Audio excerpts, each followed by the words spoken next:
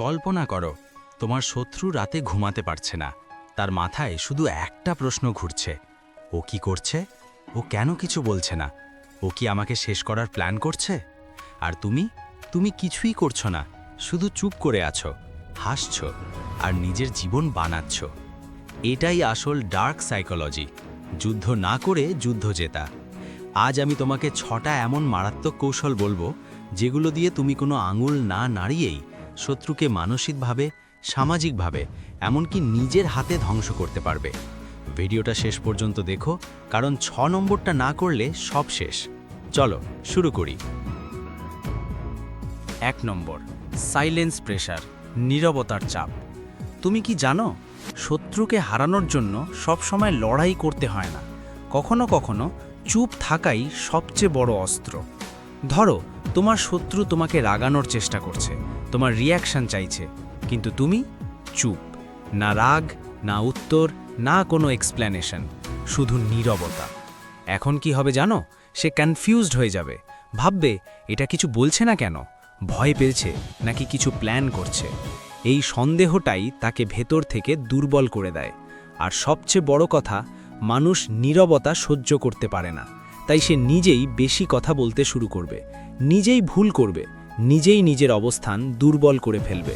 আর তুমি কিছুই করলে না, তবুও জিতে গেলে। কারণ শব্দ দিয়ে যুদ্ধ করা সহজ, কিন্তু নীরবতা দিয়ে কাউকে হারানোই আসল পাওয়ার। 2 নম্বর, ইনডিফারেন্স গেম, উপেক্ষার খেলা। মানুষের একটা দুর্বলতা আছে, সে চায় তাকে গুরুত্ব দেওয়া হোক। আর ঠিক এখানেই লুকিয়ে আছে ইনডিফারেন্স গেম। ধরো, তোমার শত্রু তোমার অ্যাটেনশন চায়, তোমাকে রাগাতে চায়, তোমার রিয়াকশন দেখতে চায়, কিন্তু তুমি তাকে দেখছই না। না কোনো রিপ্লাই, না কোনো রিয়াকশন, না কোনো ইন্টারেস্ট। সে যেন তোমার কাছে এক্সিস্টই করে না। এখন কি হবে জানো? সে ভেতর থেকে জ্বলতে শুরু করবে, ভাববে আমি কি এতটাই ইনসিগনিফিকেন্ট? ও কেন আমাকে ইগনোর করছে? আর তখনই সে চেষ্টা করবে আরও প্রভোগ করতে, আরও অ্যাটেনশন পেতে। কিন্তু তুমি যদি স্টেডি থাকো, সে নিজেই ক্লান্ত হয়ে যাবে, নিজেই নিজের ভ্যালু কমিয়ে ফেলবে। কারণ যে মানুষ অ্যাটেনশন পায় না, সে ধীরে ধীরে দুর্বল হয়ে পড়ে। তাই মনে রেখো, সবচেয়ে বড় রিভেঞ্জ হলো দেখিয়ে দেওয়া তুমি আর তাকে গুরুত্বই দাও না। নম্বর 3, রিভার্স সাইকোলজি, উল্টো মনস্তত্ত্ব। সবাই ভাবে জিততে হলে সামনে থেকে চাপ দিতে হয়, কিন্তু আসল খেলা হয় উল্টো দিক থেকে। এই টেকনিকটার নাম রিভার্স সাইকোলজি। ধরো, তোমার শত্রু চায় তুমি কিছু একটা করো, সে চায় তুমি রাগ করো, সে চায় তুমি ভুল করো, কিন্তু তুমি কি করলে? তুমি ঠিক তার উল্টোটা করলে। সে যদি চায় তুমি রিয়্যাক্ট করো, তুমি শান্ত থাকো। সে যদি চায় তুমি প্রমাণ করো, তুমি বলো ঠিক আছে, তুমি ঠিক। এখন কি হয় জানো? সে কনফিউজড হয়ে যায়, কারণ সে যে রিয়াকশন আশা করছিল, তুমি সেটা দিলে না। তার পুরো প্ল্যানটাই ভেঙে পড়ে। আর সবচেয়ে মজার বিষয়, মানুষ যখন তার এক্সপেকটেশনের উল্টো কিছু দেখে, তখন সে নিজেই ভুল করতে শুরু করে, সে কন্ট্রোল হারিয়ে ফেলে। আর তুমি কিছুই করলে না, তবুও খেলা ঘুরিয়ে দিলে। তাই মনে রাখো, সবচেয়ে স্মার্ট আঘাতটা সামনে থেকে আসে না, উল্টো দিক থেকেই আসে। নম্বর 4, শত্রুর দুর্বলতা সম্পর্কে জানা। যুদ্ধে জিততে শক্তি লাগে, কিন্তু সহজে জিততে লাগে তথ্য। ধরো, তুমি শুধু আক্রমণ করছো, কিন্তু জানোই না শত্রুর আসল দুর্বলতা কোথায়। তাহলে তুমি যতই চেষ্টা করো, এটা শুধু সময় নষ্ট। কিন্তু যদি তুমি আগে থেকেই জানো তার ভয় কি, তার ইনসিকিউরিটি কি, সে কোথায় ভুল করে, তাহলে একটা ছোট চাপেই সে ভেঙে পড়বে। এটাই হলো নোয়িং দ্য উইক পয়েন্ট। তাই সরাসরি কিছু করো না, অবজার্ভ করো সে কিভাবে রিয়্যাক্ট করে, কিসে রাগে, কিসে চুপ হয়ে যায়। এই ছোট ছোট জিনিসগুলোই তার সবচেয়ে বড় দুর্বলতা। আর যখন তুমি এটা বুঝে ফেলবে, তখন লড়াই করারও দরকার হবে না, কারণ তুমি অলরেডি জানো কোথায় আঘাত করলে সে নিজেই হেরে যাবে। তাই মনে রাখো, শক্তিশালী হওয়া ভালো, কিন্তু বুদ্ধিমান হওয়া সবচেয়ে ভয়ঙ্কর। নাম্বার 5, সোশ্যাল প্রুফ পাওয়ার, মানুষের সাপোর্ট। একটা সত্য জানো, মানুষ একা সিদ্ধান্ত নেয় না, সে দেখে অন্যরা কি করছে। এটাই হলো সোশ্যাল প্রুফ পাওয়ার। ধরো, তোমার শত্রু তোমার বিরুদ্ধে কিছু বলছে, কিন্তু তুমি সরাসরি তাকে অ্যাটাক করলে না।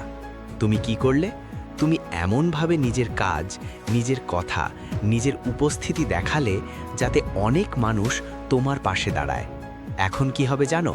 তোমার শত্রু একা হয়ে যাবে, কারণ মানুষ স্বাভাবিকভাবে সেই দিকেই যায় যেখানে বেশি সাপোর্ট থাকে।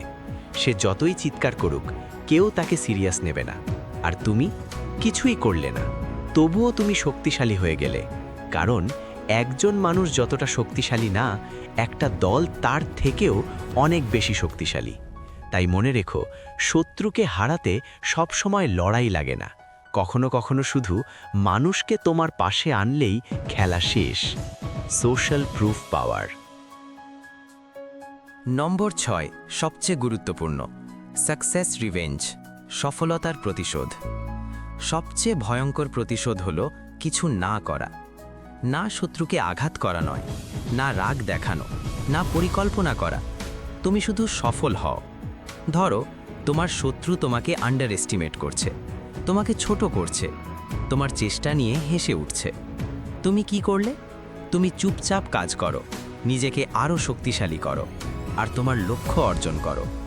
এখন দেখো, যখন সে তোমার জীবনের সফলতার লেভেল দেখবে, সে নিজেই বুঝবে যে মানুষকে সে ছোট করেছিল সে এখন কত বড় হয়ে গেছে। এটাই হলো সাকসেস রিভেঞ্জ। শত্রুদের সবচেয়ে বেশি আঘাত দেয় কে? যে মানুষ মুখে কিছু না বলে কিন্তু কাজের মাধ্যমে দেখিয়ে দেয়, আমি তোমার চেয়েও অনেক দূরে চলে গেছি। তাই মনে রাখো, সবচেয়ে ভয়ঙ্কর প্রতিশোধের অস্ত্র হলো তোমার নিজের সফলতা। তুমি দেখেছ, শত্রুকে হারানোর জন্য লড়াই করা জরুরি নয়, কিছুই না করেও তুমি জয়ী হতে পারো। তাই আজ থেকে 1. চুপ থাকো, 2. উপেক্ষা করো, 3. উল্টো খেলো, 4. দুর্বলতা জানো, 5. মানুষের সাপোর্ট নাও, 6. সবচেয়ে ভয়ঙ্কর, সফল হও। স্মার্টরা লড়াই করে না, তারা খেলা এমনভাবে ঘুরিয়ে দেয় যাতে শত্রু নিজেই হার মেনে নেয়। মনে রেখো, শত্রুর সবচেয়ে বড় ভয় তুমি নিজের জীবনে অসাধারণ হয়ে ওঠা। আর তুমি সেটা যদি দেখাও, তাহলে কেউ তোমার কাছ থেকে এনিথিং নিতে পারবে না। তাই এবার চুপ থাকো, খেলা ঘোরা এবং জিতে যাও।